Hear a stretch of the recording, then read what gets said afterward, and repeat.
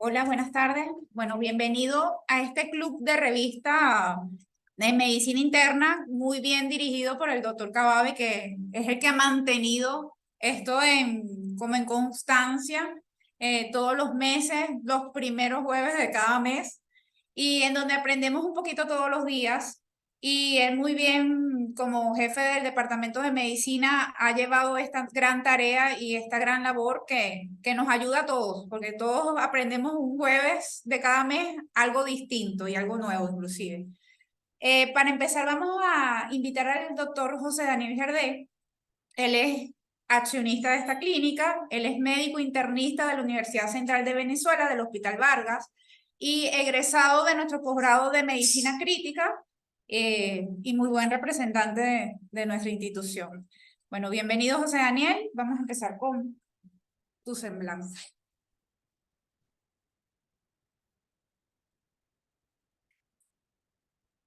Muy buenas tardes. Ante todo, gracias por la introducción. Excelente colega, la doctora Yoxibel. Maravilloso infectólogo. Bien, fíjense que es muy grato tener una semblanza, es muy especial compartir con ustedes un personaje de la medicina que a mí siempre me agrada recordar y me gusta reivindicarlo, porque en su tiempo no fue reconocido. Y a pesar de que cada vez trata de rescatarse más su figura, muy poco sabemos de él. El día de hoy yo les quiero hablar de Ignaz Semmelweis, una persona muy interesante porque no es tanto el adelanto su tiempo, sino la capacidad de observación, que creo que es la característica que diferencia al internista de las demás ramas de la medicina. Mientras que en alguna parte de la medicina todos tenemos que tener habilidad, el buen internista se basa en la observación. Perfecto. Entonces, fíjense, él nace en Budapest, en el Reino de Hungría, en ese momento, en el año 1818. Esta es actualmente el museo, esta fue su casa. Aquí tenemos a sus padres, Teresa y Joseph Semmelweis, que eran unos comerciantes, eran constructores de carrozas, carruajes muy prósperos en su época. Esta es una foto del personaje a los 10 años. Entonces, fíjense, es muy interesante el contexto histórico. Fíjense que siempre el estudio de la mujer en la época en que aparecen los protomédicos, como estamos hablando de la época de Galeno, de Aristóteles inclusive, la fisiología era algo que se hablaba solamente y se estudiaba solamente en los hombres. Esto es bien curioso y realmente es que tomar una mujer y hacer una disección era prácticamente profanarla en los tiempos de la antigua Grecia y en Roma. Entonces siempre eran los estudios en los soldados. No, es bien curioso esta parte de la historia de la medicina, que es muy rica, por cierto. Entonces nos damos cuenta que es muy reciente, o sea, no menos de 500 años, cuando alguien propone realmente un tratado, digamos, de lo que es la anatomía femenina, especialmente en la parte reproductiva. Y aquí tenemos quien lo hizo por primera vez, ¿ok? Johann Peter Loticus. Y acuña el término de ginecología. Muy interesante. El término de fiebre puerperal es algo que es más nuevo y por primera vez se realiza en Escocia, en Aberdeen. Y tenemos que la primera persona fue el doctor Alexander Gordon. Y estamos viendo que él ya se dio cuenta de que ocurría fiebre puerperal relacionada con algo que era muy similar a la descripción actual de la erisipela. Estamos viendo que ya se sabía de esto, pero no tenía la difusión adecuada. La educación de Semmelweis se hace en un gimnasio. En el antiguo imperio austrohúngaro, es decir, lo que estamos conversando de lo que era la estructura de Hungría, de Alemania, la palabra gymnasium era lo que puede ser equivalente para nosotros del liceo. Él decide ir inicialmente a la Universidad de Budapest, que es la que estamos viendo aquí, con las siglas ELTE, como su primera casa de estudios, y posteriormente pasa a la Universidad de Viena. Recordemos que la educación en aquel momento debía de recibir muchas recomendaciones y esto lo sabemos porque la familia del personaje era muy influyente y tenía ciertos recursos. Entonces el contacto inicial que uno tiene con sus maestros te definen como médico, entonces siempre va a ser un privilegio no solamente ser formado por buenos maestros, sino tener excelentes colegas. ¿Por qué se lo menciono? Porque aquí tenemos la foto de tres colosos que influyen en la formación del médico en cuestión. Joseph Skoda. Los médicos auscultamos, palpamos, pero el que inventa la percusión lo tenemos aquí. Muy importante para el estudio de las primeras neumonías. Después queremos saber cómo es un cuerpo enfermo, entonces siempre vamos a recordar al maestro Rokitansky, que es el que tenemos en la segunda imagen, quien da inicio a las bases de la anatomía patológica. Y finalmente traigo aquí la foto del doctor Ebra, Ferdinand von Ebra, que es el que define las bases de la dermatología en ese momento. Él después tiene un alumno muy brillante, Kaposi, que ya sabemos que descubrió, y entre ellos dos hacen las descripciones más interesantes de las patologías de su época. Entonces, ya estamos viendo el contacto de estos grandes médicos en estos centros, le van a dar una gran cantidad de base a nuestro personaje de cómo va a ver las cosas, de cómo va a estudiar a las personas que están enfermas. Su práctica médica inicial la hace en el Hospital de Viena, del cual tenemos esta foto, y fíjense lo que se consigue en esa época. ¿Qué les llama la atención? Dos cosas. Lo primero es que tenemos a las comadronas, las personas que atendían los partos, en un contacto con los estudiantes de medicina.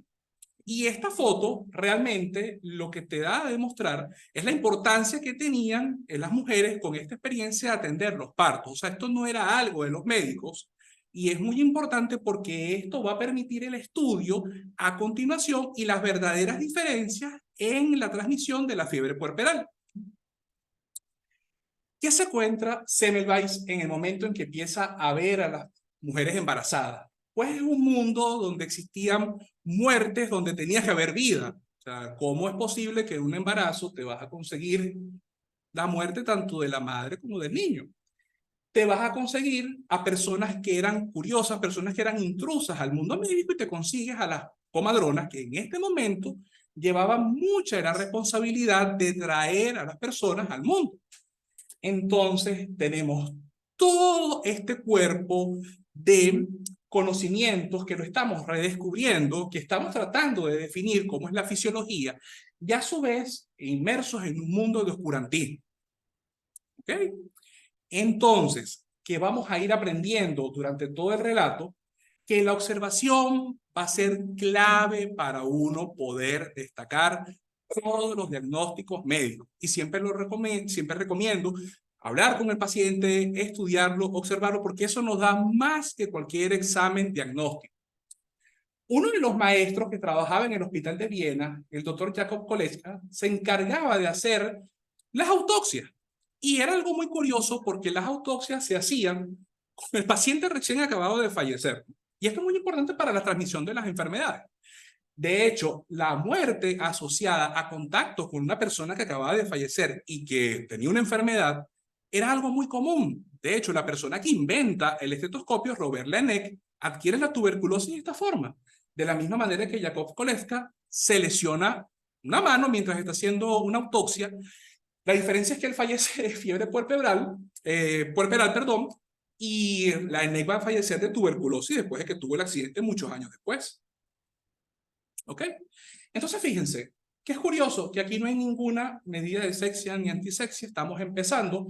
Evidentemente, esta fotografía es tomada por lo menos 40, 50 años después del momento en que Semmelweis empieza su práctica médica, pero lo que va a tener común en todo el final del siglo XIX es esta imagen que vamos a ver a continuación, que en el momento en que tú tienes el alumbramiento, en el momento en que están las personas hospitalizadas en estos grandes centros obstétricos, la muerte reinaba en cada pasillo.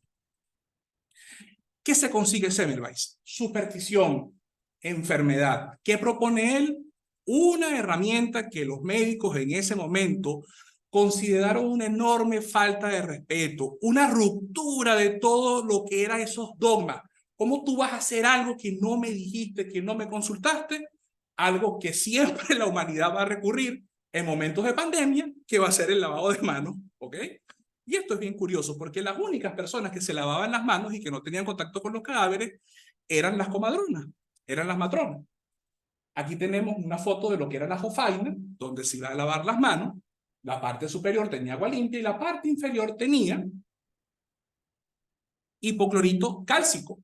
Ya nosotros hemos visto las aplicaciones que tuvimos recientemente con el COVID, con esas sustancias, y más común, todo lo que involucró la desinfección. Entonces recordemos que la humanidad, cada cierto tiempo, cada cierta pandemia, va a tener esta sustancia muy presente. ¿Ok? Entonces fíjense, ya les dije que la observación es la clave de todo. Tenemos entonces tasas de mortalidad registradas muy elevadas en el momento, prácticamente de 800 nacimientos, se hablaba casi de entre 160 fallecimientos próximos al momento perinatal, y solamente con algo muy sencillo, que fue el lavado de manos, pudimos observar, y la vamos a ver en estas gráficas, cómo hubo un descenso tan importante de estas muertes. En el hospital de Viena se dividía las salas en primera clínica y segunda clínica. La segunda clínica era asociada a todo lo que eran las matronas, lo que eran las comadronas, o sea, las parteras, que tenían mucha experiencia. Entonces ellos se dieron cuenta de que, primero, que en esas salas, que de hecho solicitaban que pudieran dar a luz ahí, no habían tantas complicaciones, no había tanta enfermedad. Y segundo, que en la primera clínica, que estaban los estudiantes de medicina, estaban los médicos, habían más casos asociados. ¿Bien? Entonces, ¿qué pasa? Lo más importante de este descubrimiento fue vincular las personas que tenían contacto directo con cadáveres y con personas enfermas a la transmisión de la enfermedad. Pero esto no fue así, porque solamente se hace la relación, y ese es uno de los puntos más importantes por lo que vienen las críticas, porque están diciendo la relación, pero no el agente causal, que muchos años más adelante lo va a describir Louis Pasteur. Ferdinand Ebra, que les había comentado que es la persona que inicia la dermatología como tal, publica que el descubrimiento de Semmelweis es casi tan importante como el descubrimiento de la invención de la vacuna para evitar la transmisión de viruela. Y el trabajo tuvo una repercusión más grande fuera de Austria, fuera de Viena, fuera de Hungría, fuera de Budapest, y se publica en la revista médica Lancet. Pero vamos a ver que el gran problema fue la aceptación. Yo creo que incluso el problema de por qué las personas en ese momento fueron muy reticentes tiene que ver con dos cosas: la manera en que se comunica Semmelweis, porque dice que la muerte la llevaban ustedes, o sea, la muerte la llevaban los médicos, y eso causó una fuerte aversión a la nueva información, por muy correcto que estuviera. Y vamos a ver que inclusive 10 años después que él hace sus primeros trabajos, en Alemania fue una práctica casi que obligatoria. De hecho, la persona que va a tomar estos trabajos en Inglaterra más adelante va a ser ¿quién? Joseph Lister. Y ya sabemos que el Lister dice que con ácido fenólico se iban a hacer las primeras preparaciones para la sexy y antisexy. Muy bien, eso ocurrió en Inglaterra, y en Alemania fue una práctica obligatoria. Entonces tenemos que esta simple observación va a sentar uno de los pilares sobre el cual se va a apoyar los inicios de la cirugía. Esto con el tiempo se estudió y se dio cuenta de que la manera en que un médico o una persona incluso lleva un conocimiento nuevo genera un reflejo, que tiene el nombre de nuestro personaje en estudio, que es que una persona no va a aceptar un nuevo conocimiento porque contradice normas, principios y paradigmas establecidos. Entonces muchas veces es más el ataque al ego que el descubrimiento de algo novedoso que puede cambiar las bases de la medicina, como fue lo que ocurrió aquí. Semmelweis, como médico, como profesional, era una persona que prestaba mucha atención y que siempre procuraba que la práctica médica fuera igualitaria. Recordemos que para el año en que él hace sus primeras publicaciones es 1848, y Viena tenía un problema político porque en ese momento era un imperio, pero que tenía nacionalidades que debían de atender las diferentes demandas. Entonces en ese momento estaba ocurriendo una revolución política.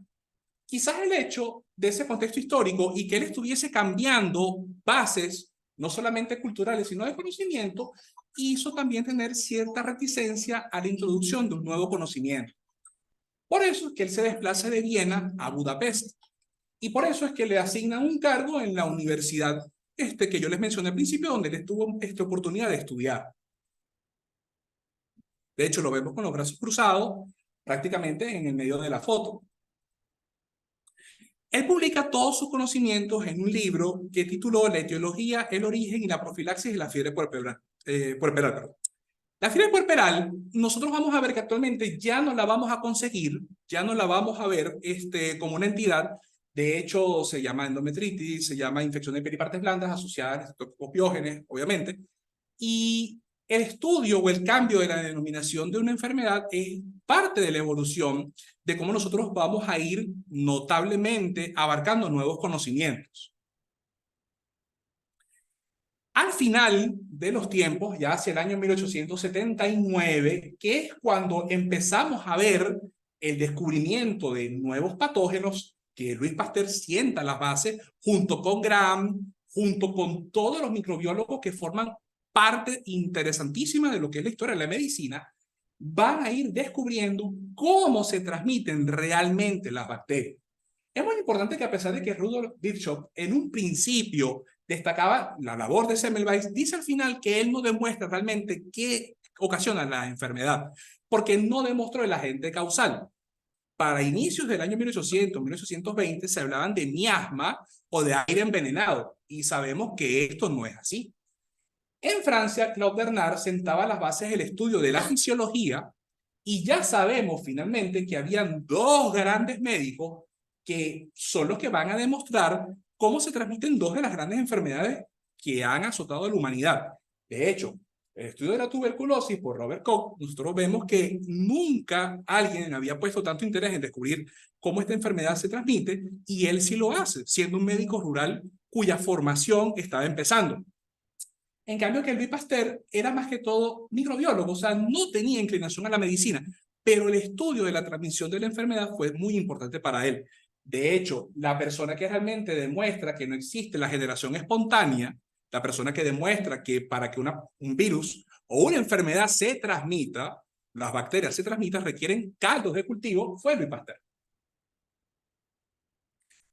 Y en una convención muy importante, alguien estaba diciendo que los trabajos de Semmelweis no tenían base, y él decía, la única persona que se dignó a estudiar adecuadamente y a observar la transmisión de una enfermedad fue Ignaz Semmelweis, y hasta el año 1879, o sea, prácticamente 14 años después de su muerte, es que empezaron a retomarse los trabajos y a darle la importancia que merecían en el mundo actual. ¿Okay? Al final de su vida, siendo criticado, siendo una persona que no tenía la aceptación que él creía merecer, la manera casi furibunda en que él defendió todos sus descubrimientos hizo que la comunidad científica y médica de la época lo rechazara. De hecho, fíjense cómo luce a los 47 años, o sea, como una persona que ha sufrido mucho y que ha presentado demasiada fatiga por tratar de dar a conocer algo que hubiese cambiado y a tener una repercusión tan importante. De hecho, en cada hospital en el que él trabajaba, notablemente disminuían las tasas de fallecimiento asociadas a la fiebre puerperal. Y antes de morir, de hecho, él es evaluado por dos colegas, un pediatra y un internista, y se dieron cuenta que él tenía o inicios de demencia o sífilis, que creo que es lo más probable por los síntomas que describen, y lo llevan a que se internara en un manicomio. Él sabía lo que estaba pasando, y los guardias de la institución lo golpearon de una manera muy fuerte, ocasionándole traumatismo, y bueno, esto sería la causa de su muerte 2 días después que ingresó a la institución. En un momento de lucidez, antes de fallecer, él da esta frase, que cuando él repasa todo lo que fue su práctica médica, él sabe que en algún momento todo esto va a servir para algo, y que es ese pensamiento que está dejando. ¿Okay? A manera de curiosidad, Semmelweis es recordado en el mundo de la filatelia y en el mundo de la numismática. En Austria hay un hospital que tiene su nombre, que solamente se dedica a obstetricia. Y bueno, siempre voy a recordar que el estudio de lo que son los padres de la medicina es la manera de honrarlos por todo el sacrificio, por toda la observación, y que es tan vasto el mundo de la medicina que un personaje tuvo que aportar para cada enfermedad o para cada descubrimiento de la misma. Y bueno, espero que haya sido de su agrado la semblanza de este personaje tan importante para mí. Bueno, aquí tenemos alguna referencia donde tomé la información.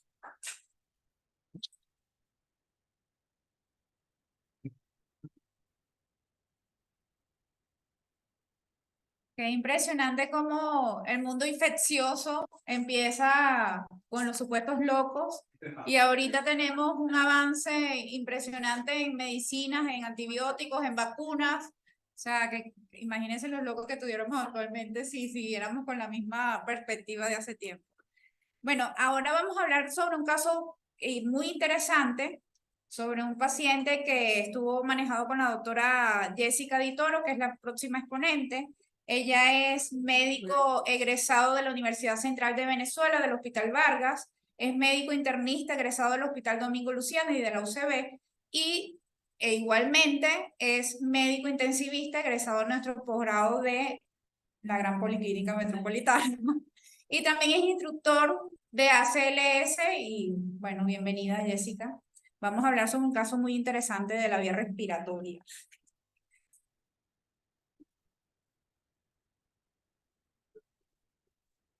Bueno, muy buenas tardes. Gracias por la invitación a estas actividades tan chévere que hacen acá. De verdad que me encanta. He tenido oportunidad de estar más o menos como en 3 de ellas y todas me han encantado.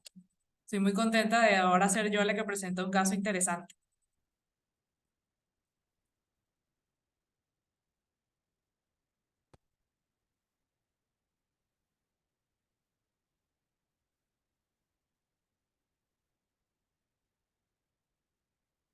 Ok, bueno, este caso clínico de una paciente que vimos por consulta, quisimos titularla fiebre, tos y sudoración nocturna porque son síntomas que muchas veces nos encontramos en la consulta diaria, no solamente los internistas, sino cualquier especialidad, y pues nos abre el abanico a una gran cantidad de enfermedades muy diversas.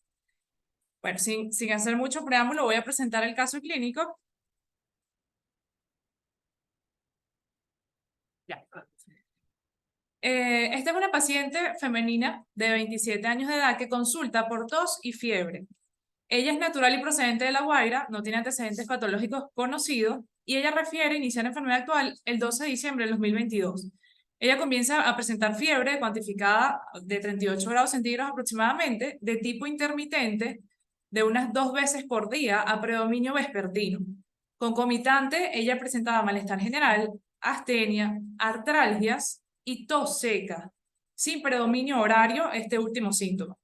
Estos síntomas ella intenta pues atenuarlos con antigripales comunes, sin embargo no mejoran.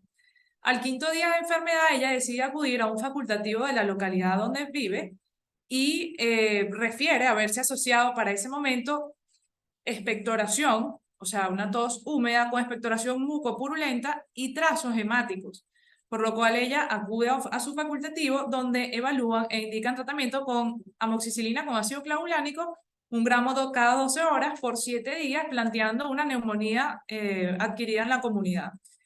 Ella cumple este tratamiento, sin embargo, refiere no haber tenido mejoría importante y comienzan a asociarse otros síntomas: hiporexia, sudoración nocturna y aparece disnea a moderados esfuerzos.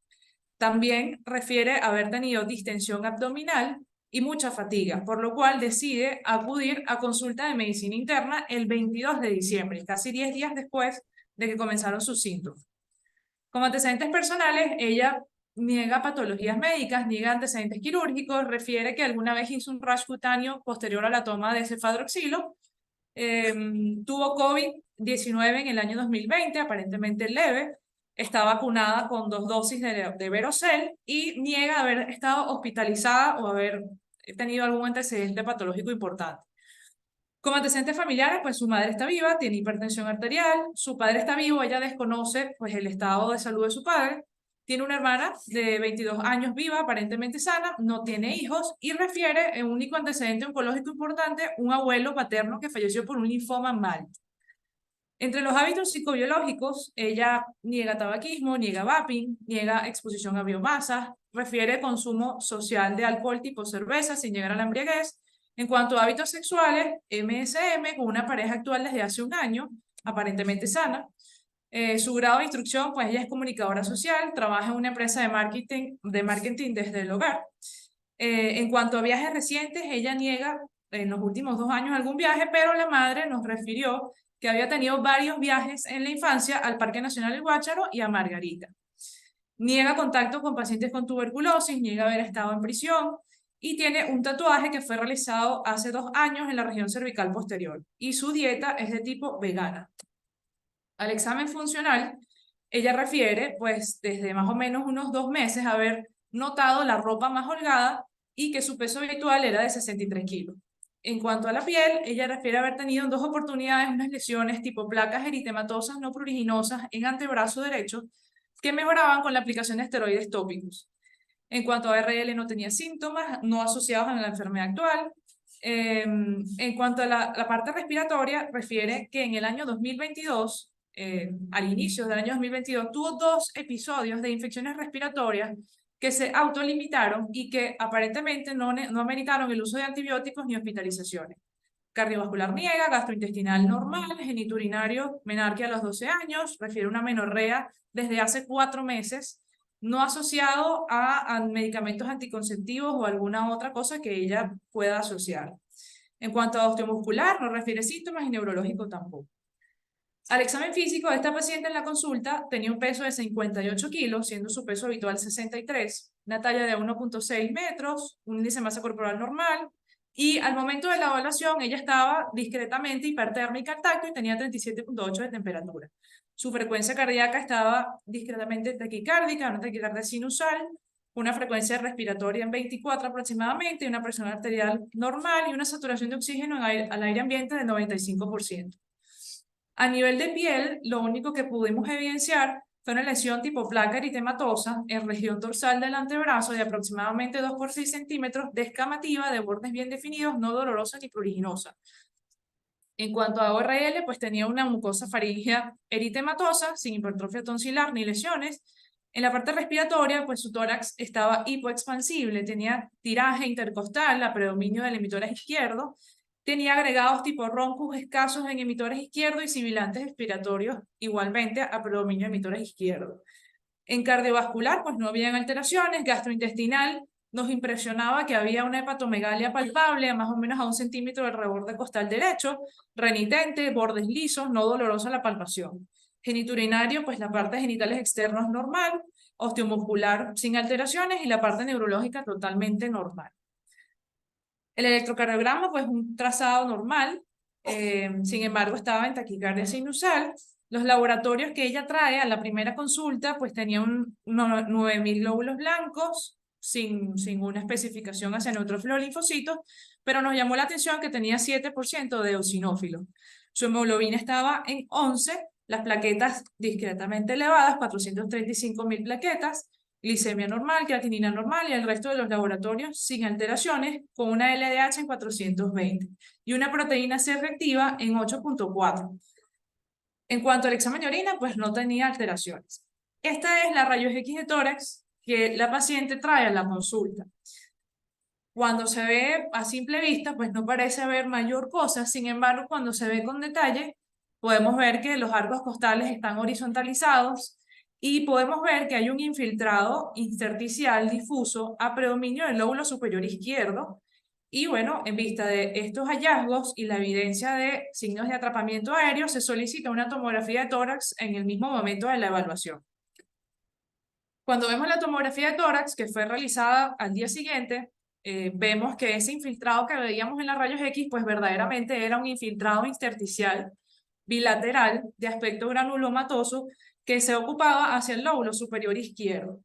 No había derrame pleural y describían en la parte mediastínica pues presencia de ganglios mediastinales. El diagnóstico inicial pues fue como una infección respiratoria baja, una neumonía adquirida en la comunidad, en lóbulo superior izquierdo, de lenta resolución. ¿Por qué de lenta resolución? Porque ya había tenido un tratamiento aparentemente dirigido, completo, y no había tenido mejoría. En ese momento, pues se plantea que el origen de la enfermedad podía ser bacteriana atípica o granulomatosa por las características de la imagen. El plan de trabajo con ellos fue iniciar unos ciertos preclínicos, se le hizo hemocultivos, cultivos de esputo, se le realizó un perfil 20 completo y se adicionó una serología para HIV. Posterior a la toma de estas muestras, se le indicó iniciar tratamiento empírico con moxifloxacina, 400 miligramos diario por 10 días, y se le dieron 6 miligramos de Deflazacort durante los 3 primeros días, y jarabes para las tos comunes. Ella cumple el tratamiento y a los 10 días acude para revaloración clínica. Ella refiere que con el tratamiento la fiebre había desaparecido, no había expectoración, había tenido aumento del apetito, sin embargo, persistía la sudoración nocturna, la debilidad y la disnea de esfuerzo. Se le piden unos laboratorios control donde se evidencian unos leucocitos en 8000, la hemoglobina había bajado a 9.9, las plaquetas habían descendido a 285, serología de HIV negativa, BDRL no reactivo, un examen de orina que realmente no estaba francamente alterado, y los cultivos de esputo, tanto el BK, el GRAM, el YENSA, el cultivo para bacterias, micobacterias y hongos, hasta los momentos estaban negativos. Antígenos febriles negativos y hemocultivo negativo. Entonces, el plan de trabajo de ella en ese momento, en vista de que había mejorado algunos de sus síntomas y no había empeorado desde el punto de vista del paraclínicos, leucocitosis, PCR, más bien habían mejorado, se le indica pues realizar una espirometría pensando que había quedado con algún patrón de hiperreactividad bronquial, lo cual pues había dado positivo, tenía un patrón obstructivo con respuesta positiva a broncodilatadores, y decidimos referirla con el doctor Rodrigo Machuca, que trabaja acá en la clínica, para realizar un estudio un poquito más a fondo en vista de que persistía sintomática. Para esta evaluación se solicita pues realizar una fibrobroncoscopia y una toma de muestra por lavado broncoalveolar y hacer algunos cultivos especiales más biopsia. Se le indica en esta segunda oportunidad tratamiento sintomático con broncodilatadores, lo cual ella refiere que mejoró los síntomas, pero persistía teniendo sudoración nocturna y febrícula predominio vespertino. Los hallazgos en la fibrobroncoscopia fueron una mucosa bronquial edematizada con las carinas segmentarias engrosadas, una mucosa friable de aspecto hemorrágico, sobre todo hacia el bronquio superior izquierdo, y había escaso contenido mucopurulento a través del bronquio superior izquierdo. Se toma muestra, estas son las fotos reales del estudio, se toma muestra y biopsia del pulmón de ese lado, hacia el lóbulo superior, y se envían pues a anatomía patológica y a valoraciones con micólogos especialistas. Este fue el hallazgo que tuvimos de esa biopsia y de ese lavado bronquialveolar. Estas son imágenes de otro paciente, no son las de ella, pero se evidenciaba, según la descripción de la persona que hizo la evaluación, de la licenciada Lizelot Garrido, se evidenciaban levaduras intracelulares sugestivas de histoplasma capsulato. Además, habían hallazgos en el YENSA, que fue la tinción que se le hizo, hallazgo de lipoproteinosis, que es algo muy común en la histoplasmosis, ya voy a explicar por qué. Habían histocitos espumosos con levaduras intracelulares y había un infiltrado linfoplasmocitario importante. No hubo evidencia de micobacterias ni otros gérmenes en el lavado bronquialveolar. Entonces, esta paciente, que al principio comenzamos a tratar como una neumonía bacteriana atípica, pues terminó teniendo una infección pulmonar granulomatosa de origen micótico, que pareciera que no es tan común, pero si lo buscamos con detalle, pues termina siendo un poquito más común de lo que nosotros creemos. Esta es una enfermedad infecciosa granulomatosa de origen micótico, de la familia de los ascomicetos. El histoplasma hay 3 tipos descritos: capsulatum, duboice y farciminosum. El primero pues es típico a nivel mundial, el segundo más en África y el farciminosum en animales. Tiene 2 fases, una fase saprófita de micelio con micro y macroconidias y una fase levaduriforme, que es la que generalmente produce la infección, aunque se ha descrito que también hay infección por microconidios que se encuentran en los alveolos. El reservorio de este hongo es el suelo, pero no cualquier suelo, los suelos ricos en nitrógeno, como los suelos que tienen guano y excrementos de aves y murciélagos. El huésped más común es el humano, sin embargo, se ha descrito en algunos animales, como por ejemplo los caballos, que habitan en lugares donde hay también aves. La transmisión pues, es aspiración de conidios, fragmentos de micelios y esporas en el polvo por vía respiratoria. Rara vez se puede transmitir por vía percutánea o a través de las mucosas. su distribución prácticamente a nivel mundial, excepto en la Antártida, donde las temperaturas son sumamente bajas, ya que este hongo pues prefiere o logra crecer a temperaturas más templadas, entre 22 y 29 grados centígrados, con una precipitación de entre 1.200 milímetros anuales y una humedad relativa entre 67 y 87. Su historia. La historia del histoplasma es muy interesante porque fue descubierta o fue descrita por primera vez un germen por Samuel Darling en Panamá, que era un germen semejante al Plasmodium, pero encapsulado. Él evaluó un paciente que venía de Martinica, una isla, y pensaban que era un paciente con tuberculosis. Cuando él evalúa, pues en un frotis lo que estaban viendo, pues realmente no era una micobacteria, sino un germen que parecía un Plasmodium, pero tenía una cápsula. Luego, en 1922, Rocha Lima describió un organismo intracelular sugestivo de una levadura. Y varios hallazgos fueron así sucesivamente hasta que por fin Emmons aísla por primera vez el hongo en el suelo de un gallinero. En Venezuela, la primera vez que se diagnostica a un paciente con histoplasmosis fue en 1953. Eso ocurrió por una epidemia en unos escolares que fueron llevados a la Cueva de la Vieja, que es una cueva que es como un parque turístico que está en el estado Lara, en Sanare. Y también se han visto casos descritos en la Cueva del Guácharo. Es un lugar donde nuestra paciente frecuentaba con cierta frecuencia en la infancia. Valga la redundancia.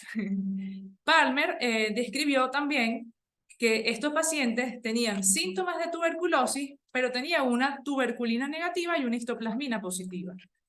Su epidemiología es la primera causa en Venezuela de meningitis micótica en pacientes con HIV. Tienen nichos ecológicos en muchos lugares en Venezuela que a veces ni siquiera conocemos, sobre todo en lugares donde hay cuevas, donde hay pájaros y murciélagos. Y en algunos sitios puede llegar a plantarse incluso como una neumoconiosis en trabajadores aviares, constructores y paleontólogos. Es altamente prevalente en áreas húmedas de Estados Unidos, como en la zona continental, y fue muy común, o hubo una epidemia en unos guardias en Mississippi que entrenaban en una tierra que estaba contaminada con el humo. En cuanto a su etiopatogenia, pues ya dijimos que se ocurre o inicia por la aspiración de levaduras y microconidios. Estos se depositan en los alveolos y comienza el proceso de fagocitosis por los macrófagos y los neutrófilos alveolares. Estos se convierten a levaduras intracelularmente. Para eso necesitan calcio, hierro y algunas enzimas que normalmente el macrófago tiene. Tiene luego de este primer proceso de macrofagia una migración hacia los ganglios linfáticos regionales y sobre todo a órganos que son ricos en monocitos como el vaso y el hígado. Por eso es común encontrar hepatosplenomegalia en estos pacientes. Esto genera una activación de la inmunidad celular, donde prevalece pues la activación del linfocito CD4, sumamente importantes para hacerle lucha a esta infección, interferón gamma y por supuesto los macrófagos. La activación de este tipo de respuesta celular genera la formación de granulomas que pueden o no ser caseificantes y por eso se confunde mucho con los hallazgos de tuberculosis. Formas clínicas. Tiene muchísimas formas clínicas, pero se han descrito como 5 espectros. El primero, que es la pulmonar asintomática o subclínica, que es muy común en los niños. Puede pasar desapercibida o puede simular una infección respiratoria incluso de origen viral y se autolimita en la infancia. Incluso puede quedar una lesión como un complejo de Gong, similar a lo que ocurre en la tuberculosis primaria en los niños. Hay una segunda forma, que es la primaria aguda, que es sintomática y puede ser tanto pulmonar como cutánea. El patrón típico de esta infección primaria aguda es la neumonitis, con un patrón parcheado o en perdigonado. Incluso puede no haber hallazgos en la rayos X, hasta un 50% de los casos pueden tener una rayos X de tórax totalmente normal. La tercera forma es la pulmonar crónica, donde hay neumonitis intersticial, puede haber una infección de tipo fibrocavitaria y fibronodular, similar a la tuberculosis. Luego hay una forma diseminada progresiva que realmente en algunas bibliografías dicen que la histoplasmosis siempre va a ser diseminada porque en su fisiopatología ella migra hacia los órganos ricos en monocitos como el hígado y el vaso y eso es diseminación. y esta puede ser aguda, subaguda o crónica. Las crónicas puede llegar a ser de 1 hasta 1 por cada 2000 casos de histoplasmosis diagnosticada. Y finalmente tenemos la forma residual, donde podemos ver que hay calcificaciones importantes hacia la región subpleural, puede haber histoplasmomas, pueden haber granulomas mediastinales e incluso se ha descrito fibrosis del mediastino y generar problemas de síndrome de vena cava superior por esta fibrosis importante de los ganglios mediastinales. También podemos ver que hay diseminación a muchos órganos, podemos ver acá hepatomegalia, y podemos tener también histoplasmosis a nivel gastrointestinal, caracterizada simplemente por engrosamiento de la mucosa intestinal y por síntomas muy diversos y muy poco específicos en la esfera gastrointestinal. Los signos y síntomas, pues, como vemos, como puede ser muy diversa su forma clínica, pues así mismo son los signos y síntomas, pero tenemos que lo común es un periodo de incubación de 1 a 2 semanas, que es asintomático, y luego comienzan los síntomas. Inicialmente puede ser fiebre baja, intermitente, generalmente es a predominio vespertina, puede haber pérdida de peso, debilidad, astenia, malestar general, y hasta en un 6% de los casos pueden describirse síntomas cardiovasculares causados por pericarditis aguda. En casi todos los pacientes que tienen histoplasmosis diseminada puede haber hepatoesplenomegalia, puede haber pancitopenia, elevación de LDH y transaminasas, incluso se ha descrito plasmocitosis en las biopsias de médula ósea de pacientes que tienen histoplasmosis diseminada. Hay sudoración nocturna, pueden haber lesiones cutáneas que ya las voy a mostrar, como nódulos e incluso úlceras. Pueden haber úlceras en las mucosas, tanto intestinales como vaginales y perianales y orofaringeas. Puede haber una presentación muy atípica, que es la enfermedad de Addison por invasión del hongo a las glándulas suprarrenales, entre muchas otras cosas interesantes como el síndrome hematofagocítico. Incluso pueden haber síntomas reumatológicos, como por ejemplo una poliartralgia inflamatoria pues, en múltiples articulaciones, no asociadas al hongo dentro de la articulación, sino a formación de autoanticuerpos contra la cápsula articular. Entre las manifestaciones intestinales, pues ya más o menos las nombré. En sistema nervioso central puede haber meningoencefalitis, pueden haber histoplasmomas, e incluso hay algunas descripciones de histoplasmosis ocular donde hay uveitis o panoftalmitis. Estas son algunas de las lesiones que se pueden ver en la piel. En algunos pacientes pues se pueden formar lesiones tipo úlceras que al inicio suelen tener fondos necrohemorrágicos y con el tratamiento comienzan a mejorar. Y también hay unas lesiones que son nodulares, violáceas, que pueden confundirse con muchas otras patologías, como por ejemplo el sarcoma de Kaposi, y con otro tipo de hongos, como la paracoccidioidomicosis. ¿Cómo hacemos el diagnóstico de esta enfermedad? Pues el primer y más importante de los pasos es el diagnóstico clínico y los antecedentes epidemiológicos del paciente. Luego, pues podemos ir a la parte radiológica y finalmente al diagnóstico etiológico, que en esta enfermedad puede hacerse de 3 formas: por métodos directos, por métodos indirectos y algunos misceláneos que son, por ejemplo, elevación de la LDH, de la ferritina, de las transaminasas, que no son para nada específicos. Entre los métodos directos tenemos la microscopía directa, que puede hacerse con varias tinciones. Tenemos Wright, Jensen, ácido periódico de Schiff, Gomori y Grocott en secreciones tanto bronquiales como gastrointestinales o incluso en sangre. Cultivos de secreción bronquial que deben ser muy específicos estos cultivos. En algunas bibliografías dicen que crecen en los cultivos comunes que normalmente utilizamos, pero tiene ciertas especificaciones. Donde mejor crece es en el agar saburao, con infusión de cerebro o corazón, con antibióticos y cicloheximida que inhiban el crecimiento bacteriano y favorezcan el crecimiento del hongo, porque en algunos pacientes que tienen alta carga bacteriana pueden inhibir el crecimiento del hongo y no crecer en los cultivos, y eso no quiere decir que el paciente no pudiera tener la enfermedad. También puede crecer en lactimel, extracto de levadura, fosfato agar, hidróxido de amonio, agar sangre, con o sin antibiótico. Lo típico es ver en las placas pues crecimiento de hifas tabicadas y macroconidias tuberculadas. También tenemos la histología, que por supuesto es muy importante, de biopsias mucocutáneas, nódulos pulmonares y ganglios, que deben enviarse al patólogo en soluciones isotónicas con cloruro de sodio y no con formol, lo cual es importante hacerlo. Y también se puede hacer detección antigénica de polisacáridos en el suero y PCR para histoplasma, que permite detectar el ARN de la forma micelial. Entre los métodos indirectos tenemos la intradermorreacción, que como la tuberculina es muy importante, es la histoplasmina, y su diagnóstico es una pápula mayor a 5 milímetros en las siguientes 48 horas, tomando en cuenta que en pacientes HIV, al igual que la tuberculina, puede haber alergia y el paciente igual tener la enfermedad. También se pueden medir los niveles de anticuerpos, tanto IgE como IgM, por métodos de aglutinación en látex, inmunodifusión y inmunoelectroforesis o ELISA. Esta es una foto de un frotis de sangre periférica de un paciente con histoplasmosis diseminada, donde vemos macrófagos con levaduras intracelulares y con núcleos deformes. ¿Cuáles son los diagnósticos diferenciales de esta enfermedad? Tuberculosis de primera, neumonías virales y bacterianas atípicas, como por ejemplo neumonía por micoplasma, síndrome de Hammond-Ridge, que es una fibrosis pulmonar intersticial difusa que tiene formas fibrocavitarias muy similares a la histoplasmosis crónica. Las leucemias pueden tener síntomas parecidos, hepatosplenomegalia, fiebre de origen desconocido, los linfomas, la leishmaniasis visceral o el calazar también puede asemejar a una histoplasmosis diseminada. La paracoccidioidomicosis es muy parecida e incluso difícil de diferenciar desde el punto de vista bacteriológico. La silicosis, la plasmocitosis y el síndrome hematofagocítico, que incluso puede observarse en pacientes con histoplasmosis diseminada. ¿Cuál es el tratamiento?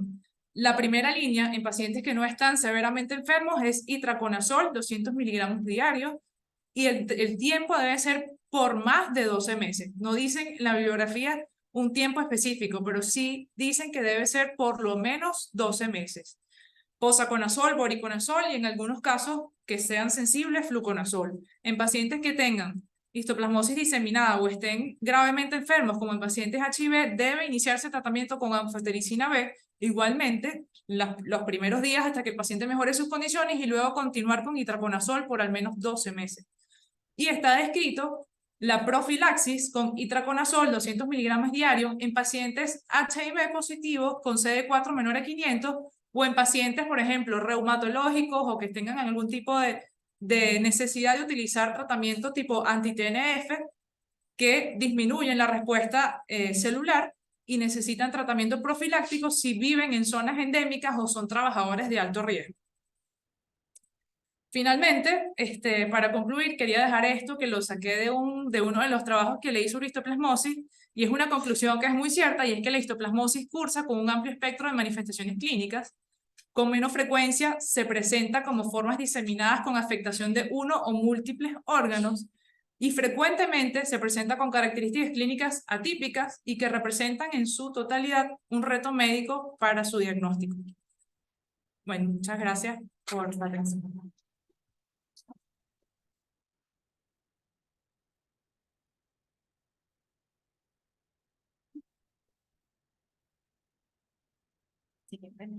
Sí, sí.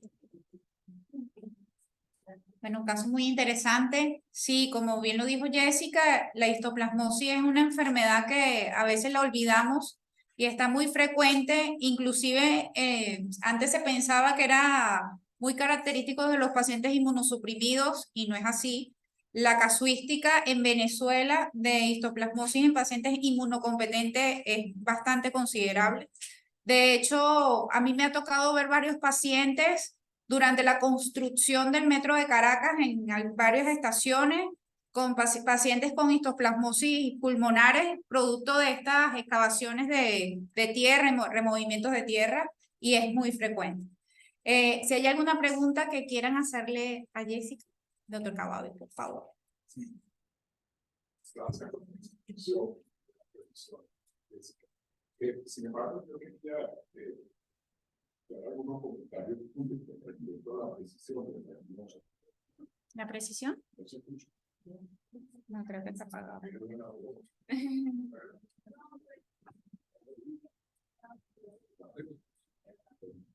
Dale golpecito de todo.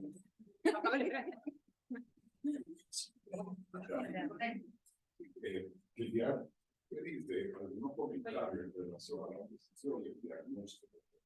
Porque entiendo que uno en una fibrobroncoscopia puede conseguirse con uno que otro plan, y eso se llama innocent bystander, alguien que está inocentemente y no está causando el problema. Pero no hay una definición precisa de qué cantidad debe haber el programa presente la por otra parte, pues, desde el punto de vista imaginológico, tampoco es nada preciso. Sí. Lo otro es que a veces uno comienza a dar tratamiento paciente con síntomas ligados de corazón y no llegado después. Y muchas veces el diagnóstico se hace de acuerdo a la respuesta terapéutica. Y hay que aumentar, y habría que aumentar entonces la posibilidad de transformación. También acabamos siendo limitado. Y efectivamente, por lo menos de 6 meses de acuerdo a la respuesta. Será un comentario tuyo por el criterio diagnóstico. Bueno, en la misma bibliografía habla que el diagnóstico no es sencillo, el diagnóstico microbiológico, porque depende tanto del estado del paciente, del estado inmunológico del paciente, de la carga micótica en este caso, y también depende de cómo se cómo se realicen los cultivos. Por eso hice hincapié en las condiciones que tiene que tener el cultivo, porque muchas veces uno manda a cualquier laboratorio un cultivo para hongos y no especifica absolutamente nada y no sabemos si en ese laboratorio se realizan los cultivos con las especificaciones necesarias para inducir el crecimiento de histoplasma, porque cuando no es mucha la cantidad que hay, puede que no crezca o se vea inhibida por bacterias y entonces no lo vamos a ver y el paciente puede tenerlo. Lo otro es que los hallazgos histopatológicos son muy importantes porque no es lo mismo conseguir el microconidio en el alveolo fuera del macrófago que conseguirlo la levadura dentro del macrófago. Si la levadura ya está dentro del macrófago, el paciente está infectado por ese hongo, no hay dudas porque ese macrófago va a diseminar a los ganglios regionales y va a generar la enfermedad diseminada.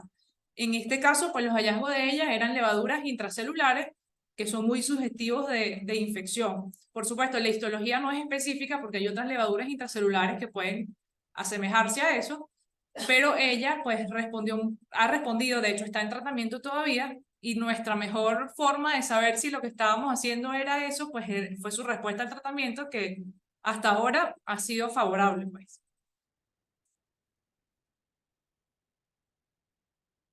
Dígame, doctor. Bueno, lo que ustedes estaban diciendo es cierto. Se piensa que no es tan frecuente, pero siempre es frecuente. Nosotros tenemos aquí en la clínica experiencia. Hace un tiempo atrás, los estudiantes que se graduaban en antropología los llevaban a unas cuevas que quedan en Higuerote. Y allí hubo una epidemia y nosotros recibimos como 4 pacientes que tratamos, Antonio Ríos y yo, con histoplasmosis. Y uno de los ejemplos desafortunados que tenemos fue el doctor Gregorio Arellano, a quien le hicimos, empezó con un proceso pulmonar con alveolitis y le hicimos una biopsia donde la doctora Liselot Garrido, que es especialista en pulmonar, en patología pulmonar, encontró histoplasma en el doctor Arellano. Se escucha perfecto. Se escucha. Y tratamos, entre Antonio y yo tratamos de darle tratamiento con itraconazol y el doctor Arellano no pudo tolerar el itraconazol y lo suspendió como a los 2 meses y eso lo llevó progresivamente. ¿Perdón? Se va a repartir. No, bueno, él lo suspendió por problemas gástricos. Y por supuesto, el haberlo suspendido lo llevó progresivamente a un cuadro de insuficiencia respiratoria y, bueno, terminó en la terapia intensiva y ahí falleció. Y también en una oportunidad recibimos una paciente de Caripe Guácharo, porque las cuevas del Guácharo típicamente producen, la gente que va allí turísticamente se contamina y llega a tener histoplasmosis. De tal manera que no es raro ver histoplasmosis. Nosotros hemos tenido muchos casos. Pero gracias. Gracias. Oye, que muchas veces la infección primaria pasa desapercibida y luego, pues, si el paciente está inmunosuprimido por alguna razón, pues aparece igual que tuberculosis. Ahí. ISAV. ISAV. ISAV, ¿no? Ah, Bueno, Ah. un comentario que es más bien para los que no están. Es lamentable que la mayoría sean internistas. Es importante el número de pacientes que hacen este tipo de patologías granulomatosas diseminadas. Y la primera consulta la hacen en nuestro enterólogo como cirujano. De hecho, yo manejamos en conjunto, el doctor Herda y yo, una paciente mía de mucho tiempo, de larga data, con ciertamente una enfermedad reumatológica de base, mal estudiada, estuvo bien controlada por el Jaime por varios años, luego el doctor Jaime se fue, ella terminó sin mucho control y estaba estabilizada su enfermedad reumática y comenzó con síntomas abdominales. Pasó varios meses que mejoraba con el tratamiento, volvió a hacer síntomas, hasta que comenzó a hacer una ascitis inexplicable. Y ciertamente, bueno, las limitaciones económicas fueron quizás lo que la llevaron a que se complicaron más. Pero parte fue la pérdida de tiempo de que el internista que le estaba viendo originalmente, incluso su reumatólogo que le estaba viendo, le decía todo el tiempo que la placa de tórax estaba normal, que no había que hacer nada. Hasta que por insistencia logré que se hiciera una tomografía y conseguí que había unas alteraciones abdominales que no eran agudas, era una enfermedad granulomatosa.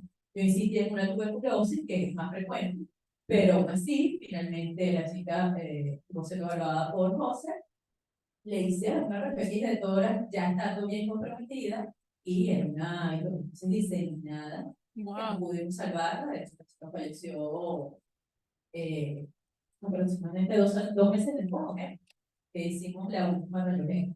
Pero lo que quiero, el comentario en base es que no siempre van a llegar al internista o al infectólogo. Muchas veces los primeros síntomas son en otra esfera.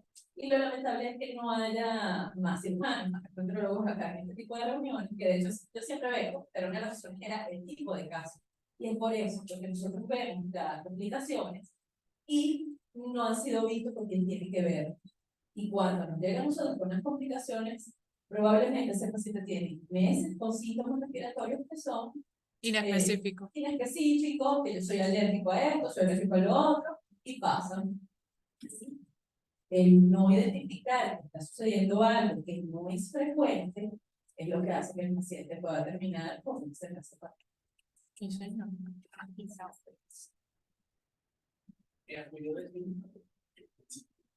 Sí, ese comentario también es importante porque a mí me tocó también una cosa similar. Yo tuve que operar hace unos 4 años atrás una pericarditis activa, no acá en esta institución, sino en Londres, que fue la institución en donde estuve trabajando como cirujano cardiovascular.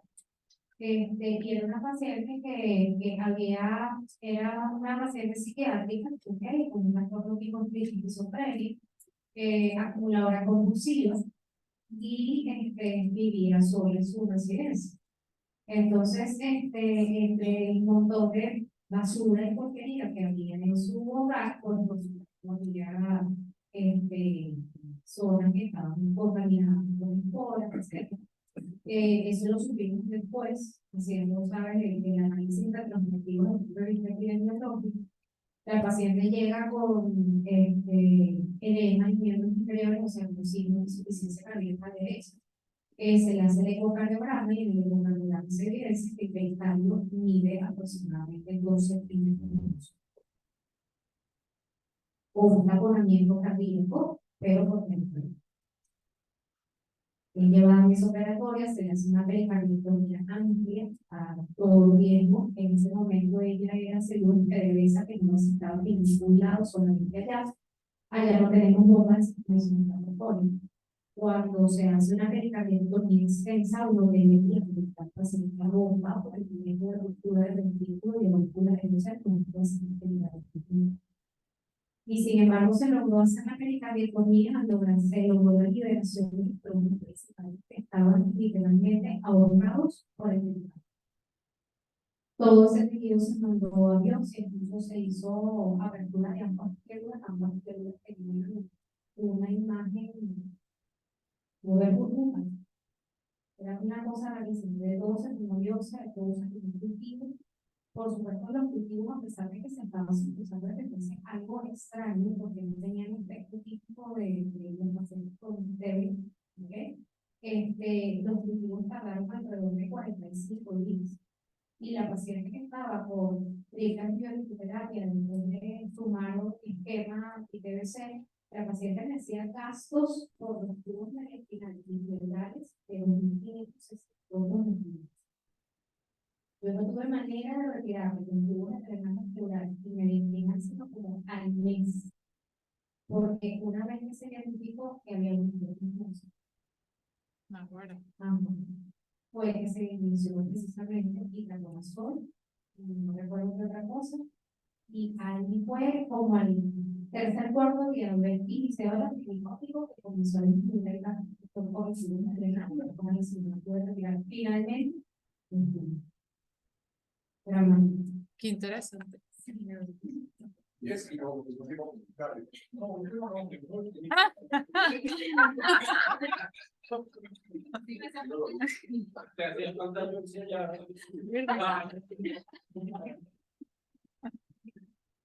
Dígame, Doc.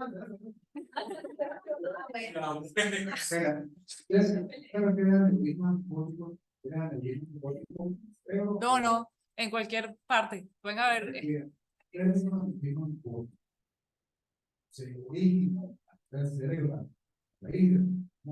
Correcto. Así es. Infeccioso. Sí. Correcto. Es porque se produce una bacteria cerebral, se produce una lesión extensa de la lámina elástica externa y por eso se produce una lámina adquirida. Ahora, la primera prima en un caso. Sí. Pero en el sector de la bacteria, el crónico en el cerebro se originó por a raíz de un importante. Y endocarditis también. Solamente quería comentar que definitivamente el diagnóstico patológico de la De la levadura. dentro del macrófago, la biopsia del pulmón. Pero no necesariamente se consigue siempre. Exacto. De hecho, y es lo que lo hace confuso. Sí. Lo que vamos a hacer es sospechar Es más clínico. La epidemiología o los antecedentes epidemiológicos muchas veces no están presentes. Recuerdo que un paciente que tuvo siempre fue un diagnóstico receptivo, no sé qué se estaba consumiendo ese paciente, de la enfermedad también, y que todos los diagnósticos interesantes se pudieron descartar, y que el único ejemplo era que se considera un único planta en la biblioteca. El antecedente único que no podía sospechar es que le tuvo en contacto con unas caras que estaban húmedas, que venían por barco, que permaneció por mucho tiempo en un depósito con esas caras. Y no se pudo luego si había o no hongo y esa factor con eso todo tratado. Pero es que incluso el antecedente epidemiológico y que paciente por fortuna luego dio como 4 meses de tratamiento, que son contrarias a una categoría y requiere de 400.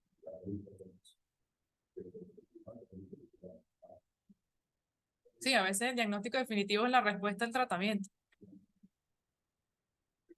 No, yo quería extender un poco el comentario inicial de Samir en relación al hecho siguiente. A mí me gustaría, digamos, al patólogo decir cuál es el diagnóstico diferencial de ese tipo de lesiones inflamatorias. Muchísimos. Son muy importantes. Luego fue el quejado de una de las células que fagocita, alfa-fagocitas con las vacunas, que se hace por público que en el mundo dado. Que tiene que tener una forma levaduriforme. Claro. Exacto, pero entonces, desde el punto de vista del estándar del oro, de diagnóstico, eso es suficiente, o uno tiene que demostrar eso en visto claro. Esa, digamos, sería. Yo creo que esa Es decir, respuesta la puede. si por ejemplo este dato puede ser publicado para poner el máximo criterio acá, no tendríamos que demostrar que eso es un plano, por ejemplo, con ciencia, por ejemplo, con PCR. Exacto. Sí, sería lo ideal. Es decir, pueda citar con anecdóticos sin decir nombre y apellido. Hace poco hubo un caso aquí con lesiones parecidas en la neurología y de un PCR negativo. Exacto. Es decir, traigo a colación que si la altura 2023 esto es suficiente, aunque dicho sea de paso, yo creo que el caso no está de su, pero 2023 esto es suficiente para establecer un diagnóstico definitivo y establecer un tratamiento de dosis. Sí, no debería ser suficiente. Se debería llegar al diagnóstico definitivo y el diagnóstico definitivo disponible para esto es la PCR. Pero incluso la PCR, siendo muy específica, suele ser poco sensible si la muestra no tiene suficiente cantidad de material genético que analizar. Si la muestra, lo que hay son 3, 4, bueno, no sé cómo hablarlo desde el punto de vista patológico, pero si no hay suficiente material como para que la prueba de ARN tenga suficiente muestra para dar positivo, no va a dar aunque lo sea. Y es ahí donde entra la importancia del diagnóstico clínico y epidemiológico y la respuesta al tratamiento y el seguimiento del paciente, porque no siempre se logra. De hecho, cuando uno lo busca en la bibliografía, muy rara vez se logra hacer el diagnóstico 100% certero. Muy rara vez, porque tiene muchos bemoles. Necesitas una carga micótica alta, necesitas condiciones de cultivo muy especiales que no todos los laboratorios las hacen si uno no las pide. O sea, yo creo y bueno, y muchas veces que desde el punto de vista económico y de disponibilidad, no en todos los centros se dispone de PCR y no todos los pacientes lo pueden pagar, sobre todo a nivel hospitalario. Entonces, es ahí donde entra pues lo que nosotros aquí lamentablemente hacemos a veces, que es iniciar tratamiento empírico y evaluar al paciente y ver si responde o no responde, y eso está descrito incluso para tuberculosis. Está descrito que eso es un método diagnóstico, la respuesta al tratamiento, en países altamente endémicos y con bajos recursos como nosotros. No, sin duda. Ahora, la PCR, por definición, es un método que permite amplificar cantidades mínimas, y eso precisamente lo que hace poco posible que si existe, digamos, no pueda hacer, porque son distintos ciclos de amplificación que se hacen en el PCR, y generalmente se cubre un espectro bastante amplio para que cantidades minúsculas de cualquier germen puedan ser detectadas. Sí, sin embargo, la sensibilidad no es tan alta, ¿no? No sé, corrígeme. Sí, con clínica, sí. La sensibilidad no es tan alta como quisiéramos. La de la PCR es muy específica, pero la sensibilidad no es tan buena, ¿cierto? No sé, corrígeme si no estoy en lo cierto. Buenísimo su comentario, me encanta, porque también me ha tocado ver pacientes con diagnóstico de histoplasmosis que no son histoplasmosis. O sea, eso también depende mucho de la experiencia de quien ve la lámina. Por ejemplo, nosotros tuvimos varios casos cuando yo estaba haciendo el posgrado de infectología de diagnóstico de histoplasmosis que no terminaron siendo histoplasmosis. Entonces, es muy importante, de hecho nosotros publicamos en ese momento un trabajo donde solamente la visualización en lámina no era un método diagnóstico. Había que, aparte de la clínica, que lo que pasa es que la clínica no es específica para histoplasmosis. Hay muchas enfermedades que dan esta clínica, que es una clínica muy inespecífica. Entonces, por eso es que hacer los anticuerpos, el PCR, todo, es como tener un abanico mayor de posibilidades diagnósticas certeras para ese paciente, que puede ser otro hongo. Puede ser que no sea histoplasmosis y otro hongo que vaya a responder igual a itraconazol. Entonces, a veces el curso terapéutico del paciente tampoco es el diagnóstico definitivo. Sí. Y también quería aclarar algo, como que queda en el ambiente que el tratamiento inicial debe ser itraconazol y todo va a depender de la severidad de ese paciente. Porque, por ejemplo, como estábamos comentando el doctor Martínez Pino, si un paciente gravemente enfermo, actualmente contamos con anfotericina liposomal, que es muy buena alternativa terapéutica, es de hecho la principal alternativa terapéutica si el paciente está en malas condiciones. Y generalmente lo que uno inicia el tratamiento con anfotericina B y después es que lo pasa a vía oral. Entonces, cuando hace la carga del tratamiento, la suficiente carga de tratamiento. Entonces, esto es un mundo que todavía, de hecho, están saliendo pruebas terapéuticas actuales que nos hablan de la diferenciación de muchos hongos. Entonces, por eso es que usted me dice que publicar este trabajo y que definitivamente sea histoplasmosis, con solamente una visualización por anatomopatólogo, es dudoso. Porque así responde a tratamiento, hay muchos hongos que responden a itraconazol. Para sumarte a eso, también uno puede lograr Exacto. Sobre todo en pacientes con EPOC, Exacto. con enfermedad fibrovital. Yo creo que la broncofibroscopia es la histoplasmosis pulmonar crucial. Sí. Yo siempre hice diagnóstico de histoplasmosis a través de las muestras tomadas en broncofibroscopia. Sí, los esputos no tienen. Hay gente que son expertas en esto. Por eso es que las biopsias generalmente se las mandaba para el senador Garrido, que es una especialista en patología pulmonar. Y aquí tenemos una, Francis abajo, Sí, sí, es experta. Gracias a que la tenemos. Bien. Ay, yo quería hacer una preguntita. ¿Puedo? ¿Por qué el tratamiento con esteroides? Eso me llamó mucho la atención. Bueno, ella cuando llegó, yo después cuando lo vi en retrospectiva, yo dije, perro, le di esteroides a una... Ah, perdón, disculpe. Perdón. Al inicio, cuando yo la vi la primera vez, tenía mucho broncoespasmo. Y bueno, el broncoespasmo, al esteroide suele mejorarlo mucho y le di 3 días de Flazacort. Y mejoró, pues. Pero luego cuando lo vi en retrospectiva dije, wow, le estaba dando esteroides a una infección micótica. Por eso que también uno aprende mucho y dice, hay que tener cuidado con eso porque a veces puede producir daño. Claro, 3 días probablemente no iba a suceder mayor cosa, pero si, por ejemplo, hubiera dado más días, probablemente sí iba a generar problemas o convertirse en una histoplasmosis diseminada o algo peor. Eso,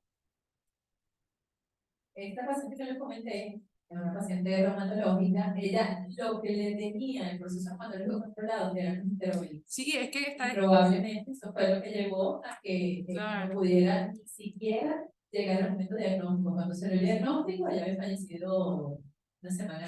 No, y es que muchos de los síntomas de histoplasmosis son inmunomediados y mejoran los síntomas con esteroides y no necesariamente está mejorando la infección, sino que mejoran los síntomas. Por ejemplo, la inflamación articular, hay muchos pacientes que llegan con artralgias, que mejoran con esteroides y resulta. Esto es totalmente anecdótico, es una paciente muy específica, ¿no? Pero ciertamente ella tenía ya, tenía un proceso más o menos de 6 meses de evolución en lo que comenzó con una aparente reactivación de su problema reumatológico.